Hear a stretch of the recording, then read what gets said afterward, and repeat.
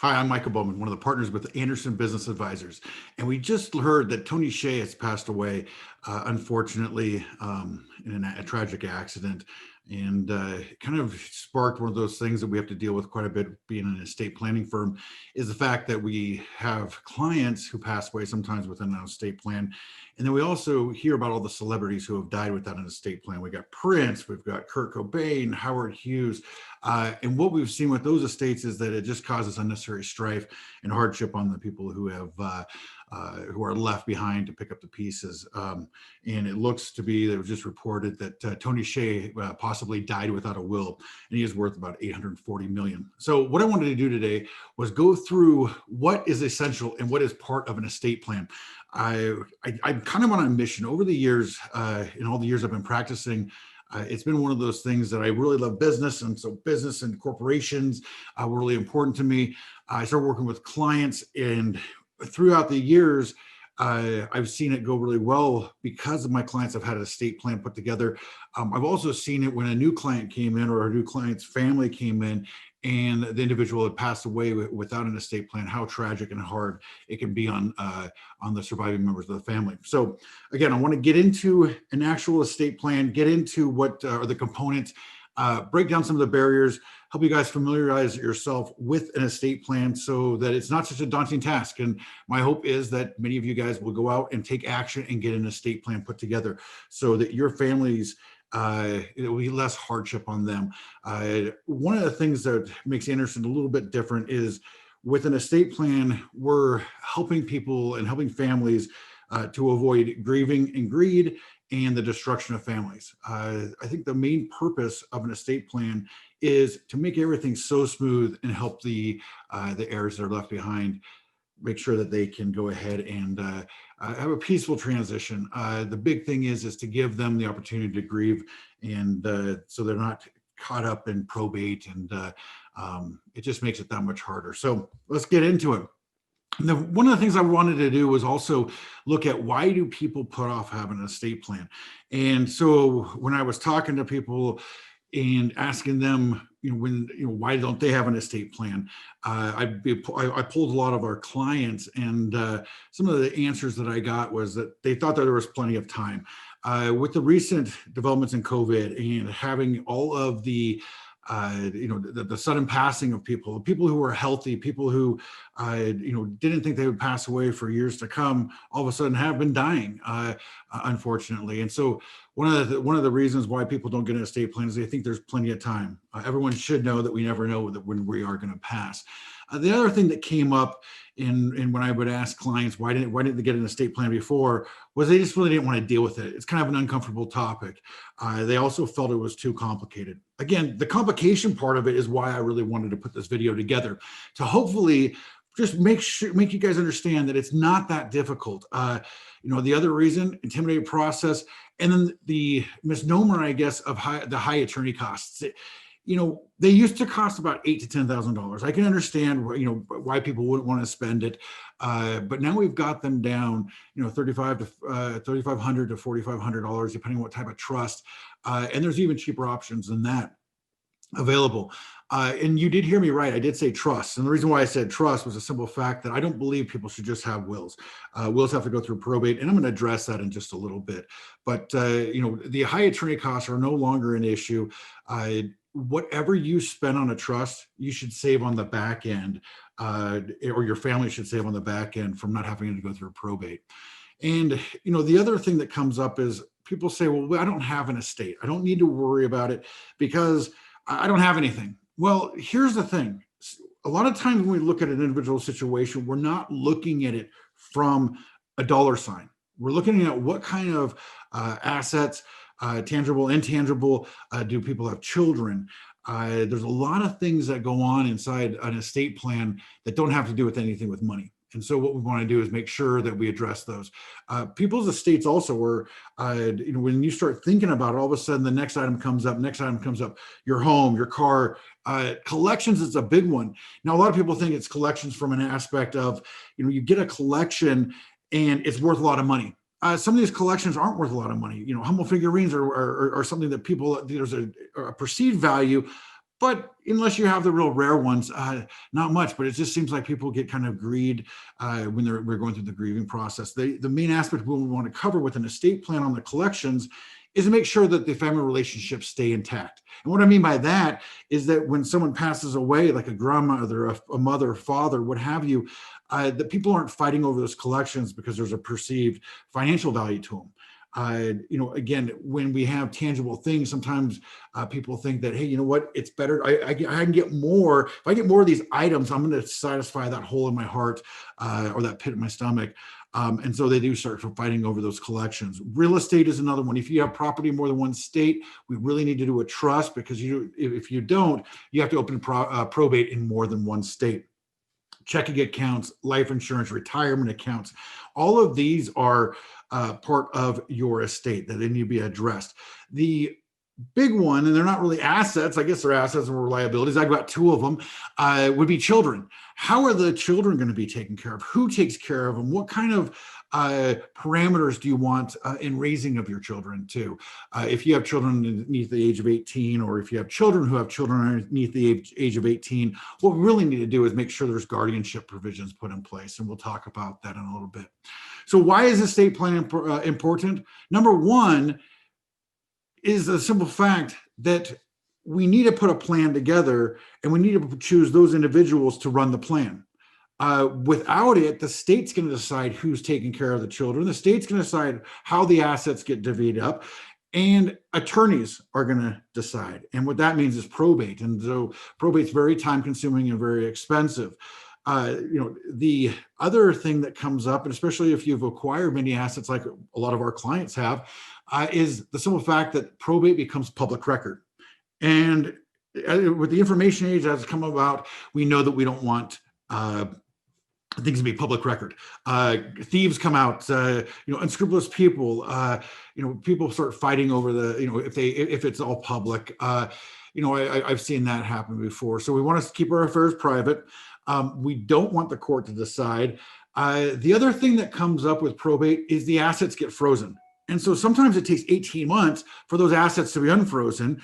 Well, we want those financial resources that you have. We want those available to your heirs so that they can go ahead and use them and help, with the funeral costs, things like that.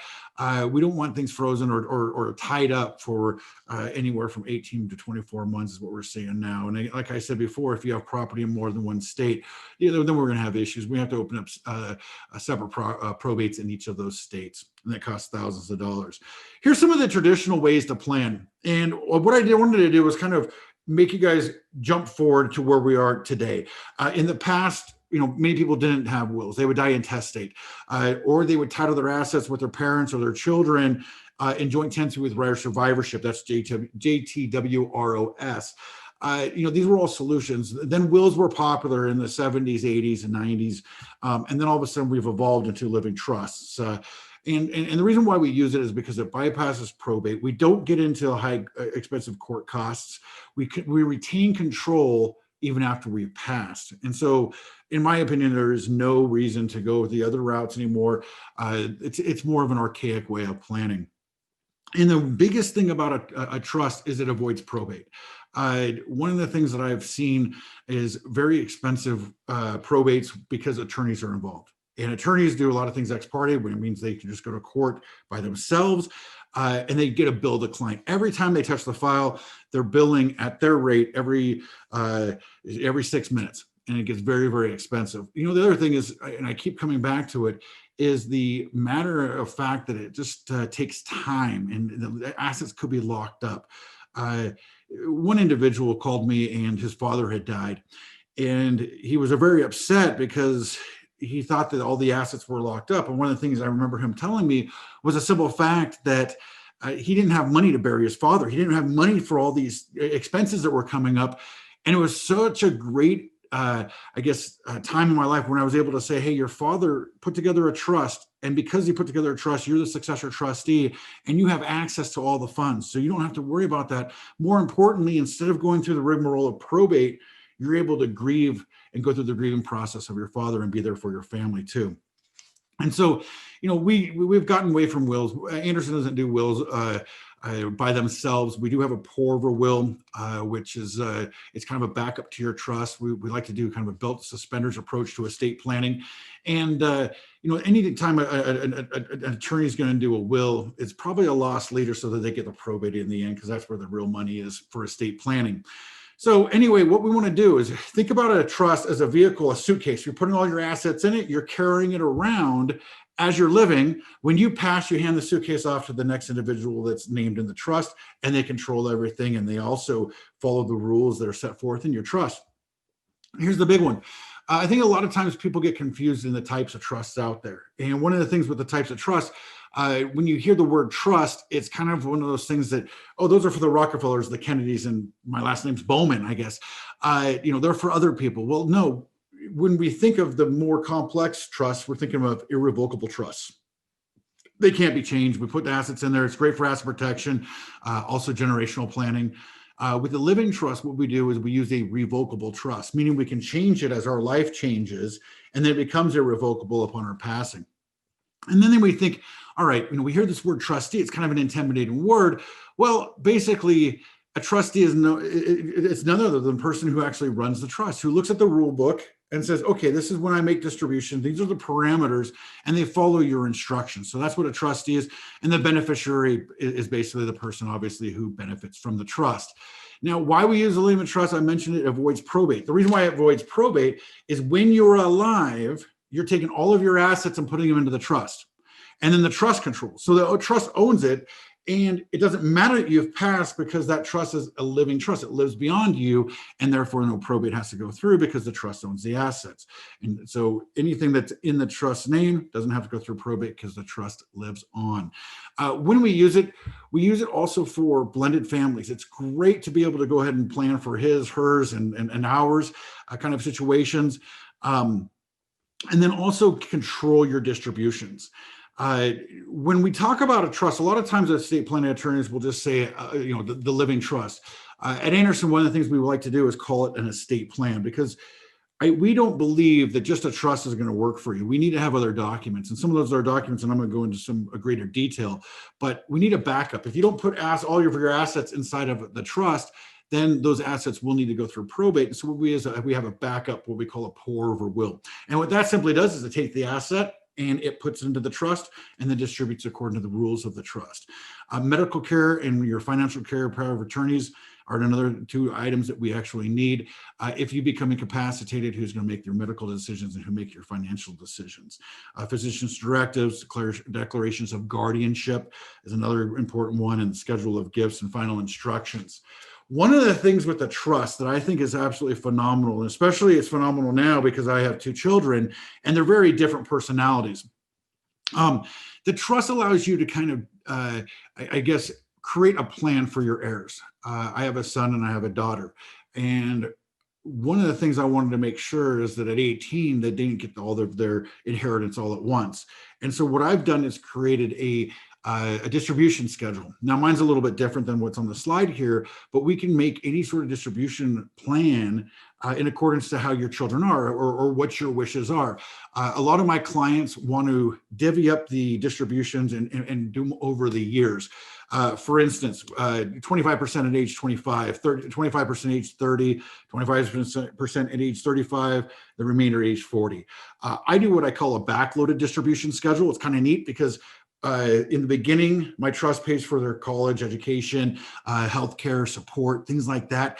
They get a little distribution for the first 15 years, and then all of a sudden it's heavily weighted towards the back. What I want them to do is achieve their own goals. And if they have all the money and they become trust fund babies, then they're not going to be inclined to achieve their own goals and purposes. One of the neat things we can do is we can actually plan individually for those beneficiaries. The other thing that we have inside of our trust is a schedule of gifts. Now, this is one of my favorite documents inside the trust. And the reason why is I've seen it protect families against fights.